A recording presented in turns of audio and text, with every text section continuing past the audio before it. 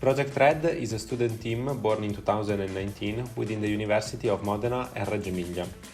This is our first year in the OnSite competition, and in this video we will show you our rover Prosperous. We are a group of 60 students. Most of them are mechatronics engineers dealing with the mechanical and software design. But our team also involves management engineers for the business area, as well as geologists and chemists working on scientific analysis. Our team is supervised by 4 faculty advisors from our university, assisting us with both technical and bureaucratic aspects. Members are all divided into 5 divisions: business, robotics, mobility, science and systems, each one coordinated by a division leader, who plans the activities and supports members in technical aspects.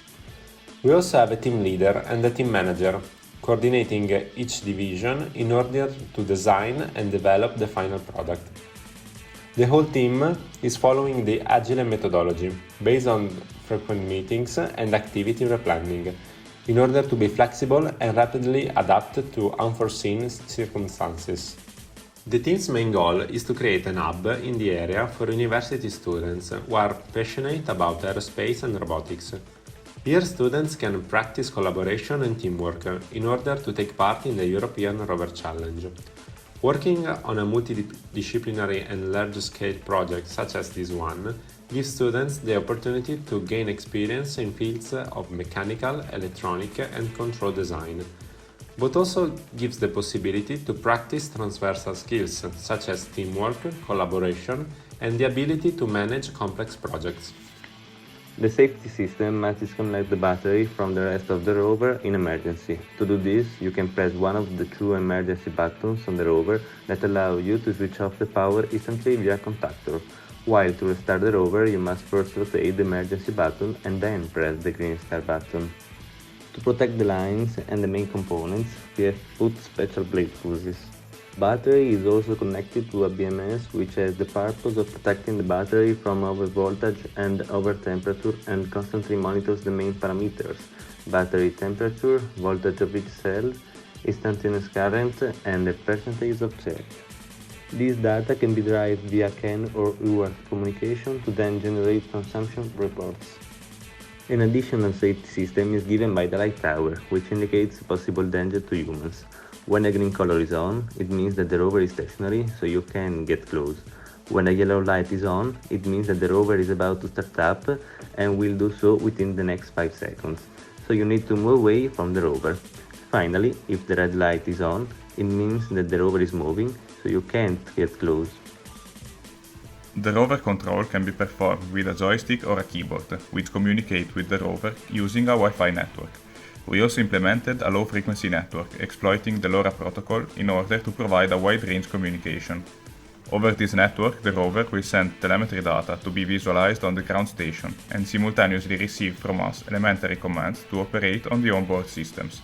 With this kind of commands, we implemented the activation of the probe deployment system for the probing task and the possibility to save pictures from the cameras for the science and probing collection task. Moreover, we also implemented security commands like resetting or powering on or off the main computational unit. To perform each task with the rover, a localization system is mandatory and it should be the most accurate possible. While performing each task, we won't have the possibility to visually drive the rover through the Mars yard. In addition, in the navigation task, we won't even receive a live feedback from the cameras mounted on board, so the position estimated from the computational unit is the only way for us to reach the points of interest.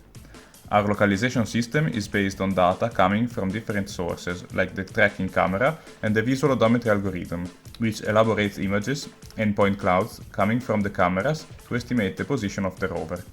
Moreover, a particle filter calculates the position from the detection and relative localization of landmarks placed in known positions. Finally, all this data is fused, exploiting a Kalman filter to have an overall pose estimation. Another fundamental feature is the obstacle detection, achieved through the elaboration of the received images. Exploiting the point cloud generated by the stereo camera, our algorithm is capable of detecting obstacles and areas with excessive slopes that we should avoid. To perform the probing task, we realized an easy and efficient system to release the probes. Each one is stored in an opposite slot inside the cache.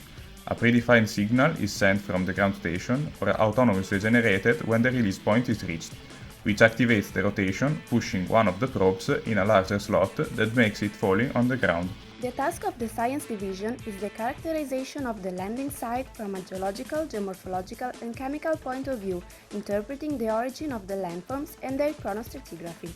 The Science Division can prepare the laboratory test in the rover's internal laboratory and analyze its properties like grain size or the material of the terrain samples. In this way, with the support of photos taken during the traverse, we will be also able to set up scientific hypotheses on the nature of certain objects detected along the rover's path. In particular, we will analyze the landing site through aerial photographs in order to recognize the chronological succession of the geological events.